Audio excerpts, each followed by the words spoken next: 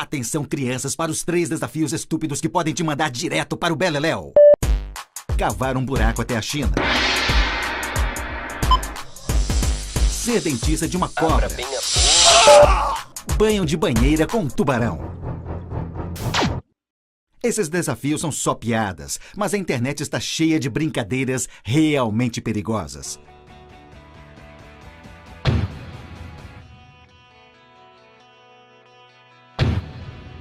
São brincadeiras com buzina, camisinha, silver tape, coisas que entre amigos a gente nem sempre percebe o risco, mas tem que ficar bem ligado para não confundir brincadeira com cilada. É porque uma brincadeira que não afetou um amigo pode ser fatal com você. Mostre que quem vence o desafio de verdade é quem fica de fora. Explique os riscos para eles. Nunca compartilhe os desafios e tenha coragem de dizer não. Coloque sua vida em primeiro lugar.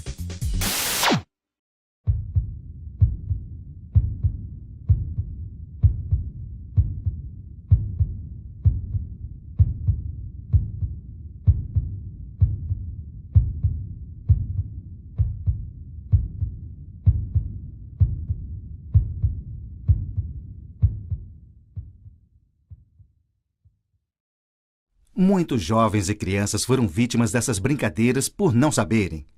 Agora você já sabe. E o seu compromisso é compartilhar este vídeo em suas redes sociais.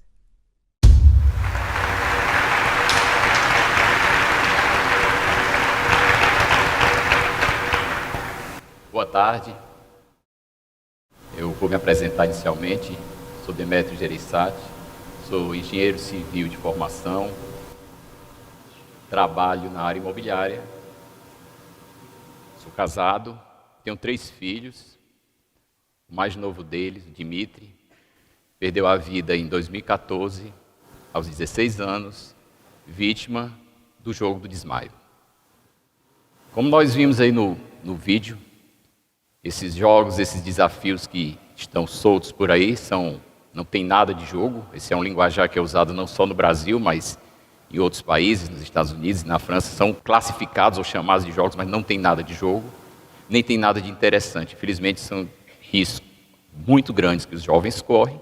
São praticados por jovens de 6 a 17 anos, independente de gênero, independente de raça, independente de condição econômica, e praticam pelas mais diversas motivações, seja a busca de uma sensação de euforia, a busca de uma sensação de relaxamento, a busca por pertencer a um determinado grupo, descobrir o limite do corpo ou simplesmente fazer um desafio. E quem pratica essas brincadeiras não tem a consciência do real risco, do perigo que corre.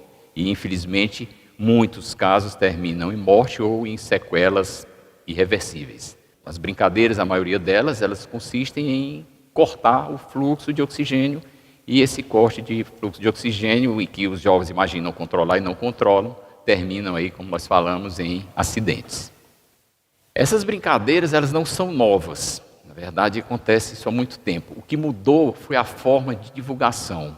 Com o avanço das conexões, com o avanço da internet, vem evoluindo de uma forma muito rápida a informação e o conteúdo que se consome. Então, em 2010 existiam 500 vídeos com esse tema jogo do desmaio.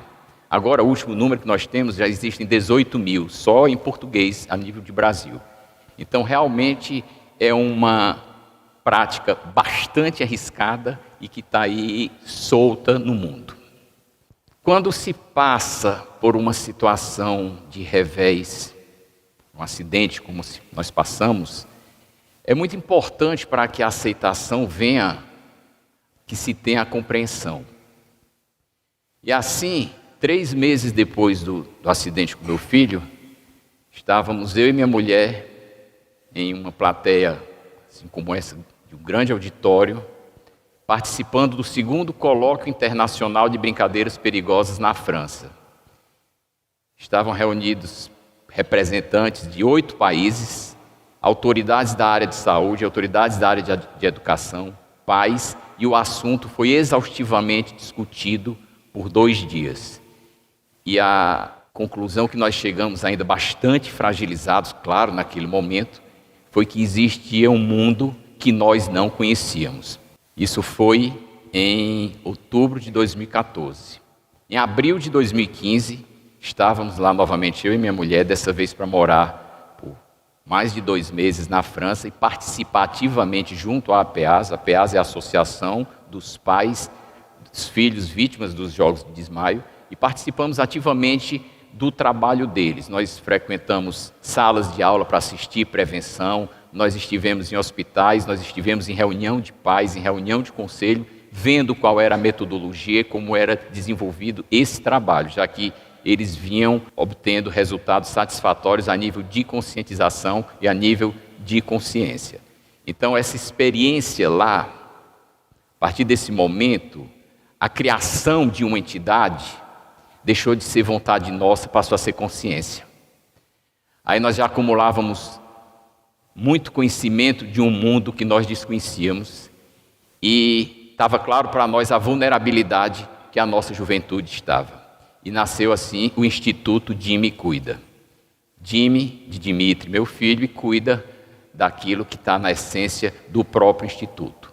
Nós trabalhamos sempre com o cuidado de alertar e não no cuidado de alarmar, porque alarmar não constrói. Então nós buscamos ter uma investigação, um trabalho muito cuidadoso com as informações que nós passamos para frente. Nós trabalhamos pesquisas sistematicamente, estudos e pesquisa, análise de material, para que a gente tenha consciência daquilo que a gente está divulgando. Nós fazemos prevenções, nós desenvolvemos módulos de prevenção separados, cada módulo falando o linguajar apropriado. Então nós temos prevenção para crianças, temos prevenção para jovens, prevenções para os pais e prevenção para os educadores. O ideal, quando nós somos demandados, é que inicie pelos educadores, inicie nas escolas, na sequência os pais participam para tomar conhecimento e aí uma decisão de pais com educadores se vai fazer o trabalho para os jovens. Então nós temos essa atuação principal do Instituto Dime Cuida, é levar a prevenção à frente. A gente trabalha com o lema de conhecer, compreender, prevenir. Temos também uma ação jurídica, porque nós precisamos monitorar e retirar o conteúdo indevido de internet. Então, essas ações às vezes são necessárias, já que quando a demanda amigável não funciona, nós já tivemos que tirar um livro digital, que com esse conteúdo totalmente impróprio, nós tivemos que tirar de 2 sites aí de venda de livros digitais, mas precisou de uma demanda jurídica. E também para fazer o acompanhamento da regularização da legislação, que visa justamente ter um controle sobre esse conteúdo indevido e a retirada a tempo hábil. Nós temos como 3 grandes metas dentro do Instituto. A primeira delas é que a gente tenha um filtro para evitar que o conteúdo indevido sequer esteja lá no ar, e um alarme caso passe alguma coisa. Isso teria que ser trabalhado e é possível, tecnicamente é possível, depende de vontade política e de vencer alguns interesses econômicos ainda, mas é possível sim. E assim estaríamos protegidos de um material indevido chegar sem nenhum controle para as crianças. Então esse é o primeiro, é o filtro e o alarme. O outro, faz-se necessário a criação de um núcleo de prevenção em cada estado do Brasil. O nosso país é muito grande e, embora as realidades sejam muito diferentes, essa realidade dessa prática, ela ocorre nos interiores, ocorre na capital, em todas as classes, como eu já falei, e faz-se necessário isso. Nós estamos demandados já, eu diria, por 3 estados para fazer esses núcleos acontecerem ainda esse ano, mas em termos de sonho do Instituto Dime Cuida é ter um núcleo de prevenção, trabalhando interligado e trocando informações em cada estado do Brasil. E o outro que a gente precisa, para que seja compreendido, é a criação, a implantação da autópsia psicológica. Isso é uma ferramenta que já existe em outros países, ou alguma ferramenta semelhante que faça com que, em caso de acidente que leve à morte, essa morte seja classificada corretamente. Não seja classificada como suicídio ou morte acidental. Quem pratica o jogo do desmaio não busca sequer desmaiar, muito menos tirar a própria vida. Então, essa autópsia psicológica ela é muito importante para que se tenha estatística, porque sem estatística não vai se trabalhar as prevenções. Numa única pesquisa que nós temos conhecimento que aconteceu no Brasil para crianças de 9 a 17 anos, que já não são tão crianças e adolescentes, jovens, 40% já havia praticado o jogo da não oxigenação pelo menos uma vez. Então isso realmente é um dado bastante preocupante.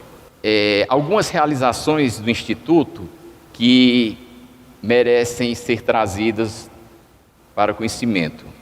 14 meses depois da participação do acontecido com o Dimitri, nós realizamos aqui em Fortaleza o primeiro colóquio internacional no Brasil de brincadeiras perigosas. E trouxemos as pessoas da França nesse momento, trouxemos a pessoa do representante da entidade da África do Sul e convocamos a sociedade e pais, educadores, psicólogos, médicos para debater, para conhecer o assunto. Infelizmente não é um assunto agradável para apresentar, mas precisava ser apresentado. E esse colóquio nós tivemos uma resposta muito positiva a nível de conscientização do que estava acontecendo no mundo e até então no Brasil nós não sabíamos. No ano seguinte, em 2016, nós realizamos o segundo colóquio internacional, que seria como um fechamento. Dessa vez vieram os participantes dos Estados Unidos, inclusive um detetive que chegou a mudar um laudo, ele deu esse depoimento aqui, chegou a mudar um laudo classificado erradamente depois que tomou conhecimento da existência das brincadeiras perigosas. E logo depois desse segundo colóquio, infelizmente aconteceu um acidente no interior de São Paulo com um jovem, eles estavam lá jogando online e tal, alguém desafiou alguém para praticar o jogo do desmaio e depois aí, felizmente, o garoto acidentou-se e morreu. E nesse momento, nós do Instituto fomos bastante demandados em busca de conhecimento, porque cada vez que acontece um acidente desse, é meio que a sociedade entra em pânico, sem saber o que fazer e sem saber como agir. Então nós mantemos esse relacionamento com essas entidades internacionais, especificamente, o GESP na África do Sul, a PEAS na França e o Eric Schaus nos Estados Unidos, porque além de uma troca de informação, nós trocamos experiências e acontecimentos. Depois que nós iniciamos o trabalho no Instituto, já surgiram vários tipos de desafios diferentes e que igualmente perigosos e que nós não tínhamos conhecimento. Então nós trabalhamos meio de uma forma globalizada para acelerar as ações que são necessárias.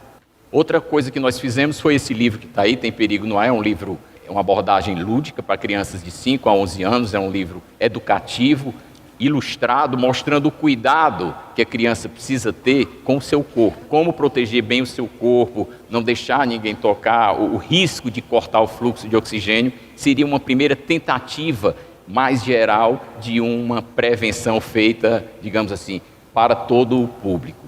Tivemos participando de audiência pública na Assembleia Legislativa para que seja instituído aqui no Ceará anualmente a Semana de Prevenção de Brincadeiras para os Jovens. Tivemos participando de audiência pública na Câmara dos Deputados em Brasília para que seja regulamentado a exibição e retirada, quando necessário, do conteúdo indevido na internet. E estamos trabalhando ações pontuais, todas caminhando na direção daqueles 3 objetivos maiores que nós buscamos alcançar. Quando nós pensamos em formalizar o Instituto de Me Cuida, nós nos demos uma missão para o Instituto.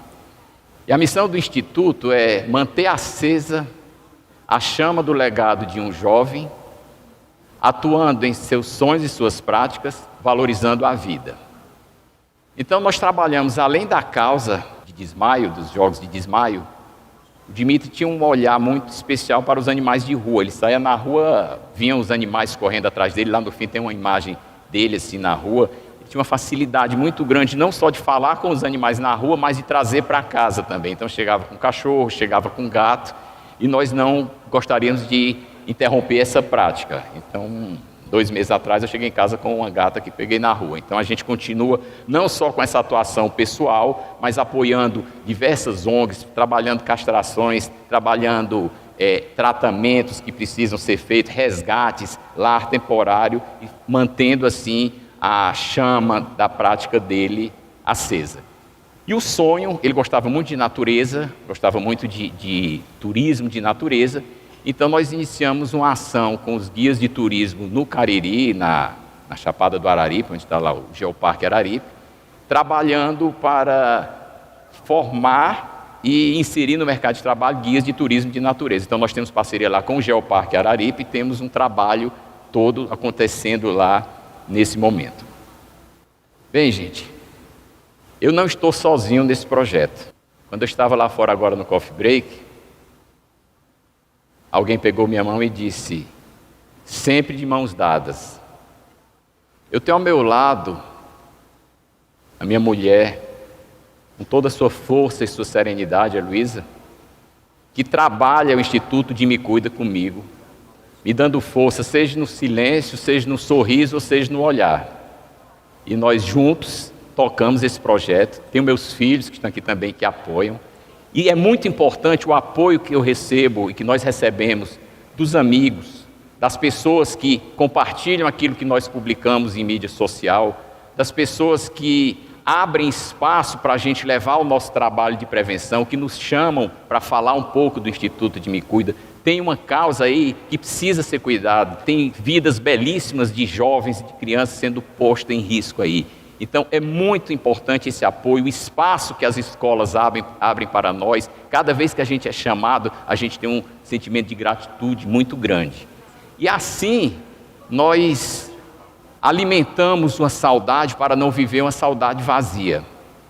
Nós vivemos uma saudade alimentada por um trabalho que a gente entende fazer bem ao próximo.